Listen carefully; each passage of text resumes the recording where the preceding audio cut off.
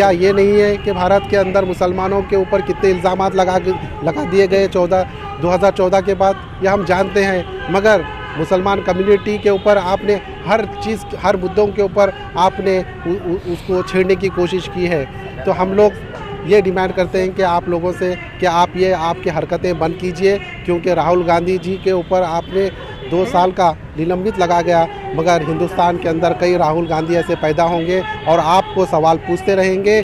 हम लोग गांधी स्टैचू के सामने आके जो प्रोटेस्ट किया जा रहा है कांग्रेस पार्टी की तरफ से, ये एक मैसेज है, क्योंकि गुलबर्गा की ज़मीन से कई मुद्दों की आवाज़ें उठे हुए हैं और कई मुद्दों के पीछे जो बीजेपी गवर्नमेंट ने अपने काम किए हैं, अवाम के हित के अंदर गलत फैसले लिए हैं, गुलबर्गा की सरजमीन से वो फैसलों को उन्हों को चेंज करना पड़ता है।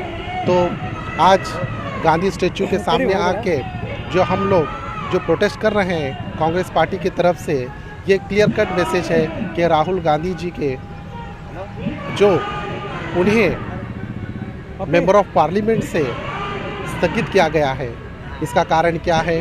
सिर्फ ये है कि उन्होंने अदानी के ख़िलाफ़ उन्होंने सवाल पूछे हैं मोदी जी को जो सवाल पूछे गए थे उन्होंने जवाब नहीं दिया।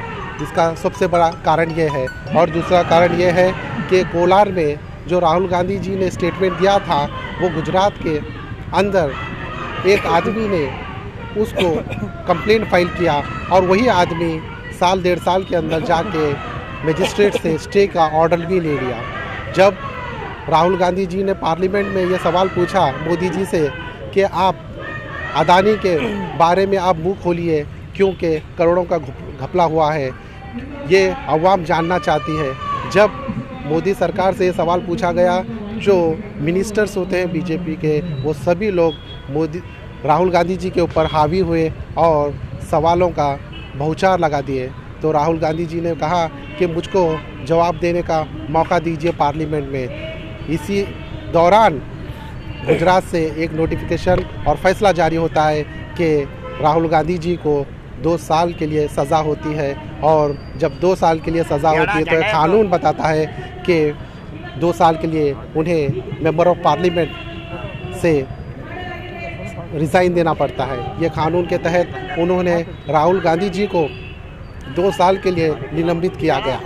तो जब बीजेपी से मोदी जी से सवाल पूछा जाता है, तब ऐसे इल्ज़ामात लगाए जाते हैं जो बीजेपी के खुद लीडर्स उसके जवाब नहीं देते। कभी यही फार्मूला कब बीजेपी के सभी एमएलएज और एमपी के ऊपर लगाए जाएंगे, जो उनके पिछले हुए भाषण हैं, जो सभी तबकों को उन्होंने इस अंदाज में चोट पहुंचाई है कि एक भाषण का कभी केस रजिस्ट्रेशन हो गया तो मान लीजिए कि बीजेपी के सभी 70% जो मेंबर ऑफ पार्लियामेंट रहेंगे या एमएलएज रहेंगे पूरे जेल जाएंगे।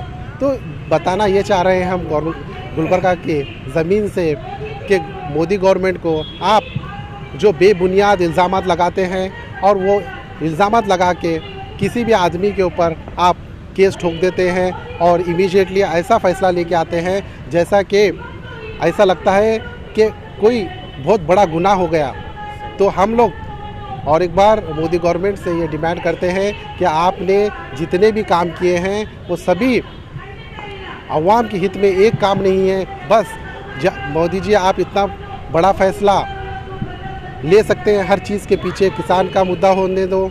कि आपने सूट बूट की सरकार रखते हुए आपने ऐसे काले कानून 3 लागू किए थे किसानों के ऊपर, मगर वो 3 काले कानून आपको वापस लेने पड़े। तो मैं ये डिमांड करता हूँ कि सभी लोगों के ऊपर जो भी इल्ज़ामात लगाए गए हैं, क्या ये नहीं है कि भारत के अंदर मुसलमानों के ऊपर कितने इल्ज़ामात लगा दिए गए 2014 के बाद, यह हम जानते हैं। मगर मुसलमान कम्युनिटी के ऊपर आपने हर चीज़, हर मुद्दों के ऊपर आपने उसको छेड़ने की कोशिश की है।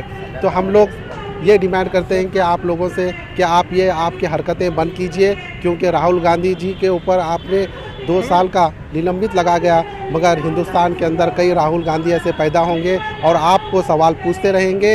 ये आप ये मत भूलिए कि कई चेंजेस, कई हालातें के अंदर आपको फैसले वापस लेने पड़ते हैं, क्योंकि ये मामूला फैसला नहीं है जो आपने ये भी कर दिया कि राहुल गांधी जी का बंगला खाली करने के लिए।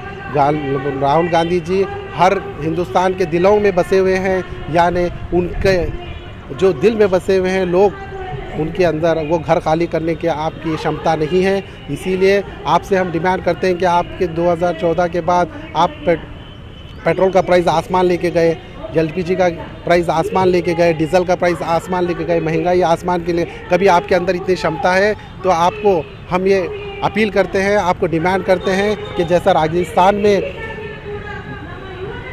गैस सिलेंडर का प्राइस 500 रुपये है, आप कर्नाटक में करके बताइए, क्योंकि जैसे जैसे इलेक्शन आने का मौका लगता है तो आप हर चीज़ के पैसे इतना बढ़ा देते हैं कि दाम बढ़ा देते हैं कि आम आदमी के ऊपर उसका बर्डन गिरे। जैसा इलेक्शंस डिक्लेयर हो जाते हैं तो आप सीधा उसका प्राइसिंग डाउन करते हैं। ये बताना चाहते हैं अवाम को कि हमने 5 रुपये कम कर दिए, हमने 10 रुपये कम कर दिए, हमने 15 रुपये कम कर दिए। ये सीधा है, आप कम नहीं किए हैं, आपने हर चीज़ को डबल कर दिया है और आपके अंदर वो काबिलियत नहीं है। और आने वाले दिनों में ये बसवराज बोम्मई गवर्नमेंट चले जाने वाली है, क्योंकि ये बसवराज बोम्मई गवर्नमेंट ने कई आदमी के ऊपर बर्डन डाले हैं और जाते जाते आपने 4% रिजर्वेशन का जो दाव खेला है वो अवाम के ऊपर बर्डन है, क्योंकि आपने लिंगायत कम्युनिटी को 2% दिए हैं और आप ओकलिगा को 2% दिए हैं। तो ये बताइए, जब इन्होंने डिमांड ही नहीं किया है, मुसलमान का रिजर्वेशन लेके आपने उनको दे दिया है, तो हम लोग ना हम लिंगायत के ख़िलाफ़ हैं, ना हम ओकलिगा के ख़िलाफ़ हैं। हम खिलाफ़ हैं तो बीजेपी के गवर्नमेंट से ख़िलाफ़ है, क्योंकि इन्होंने जो फैसले लिए हैं वो हर कम्युनिटी के अंदर दरार डालने की कोशिश की है, क्योंकि इनकी सियासत और इनकी राजकारणी और इनका जो एजेंडा है अवाम को पता चल चुका है। क्योंकि आने वाले दिनों में अवाम पूरी मुत्तहिद है,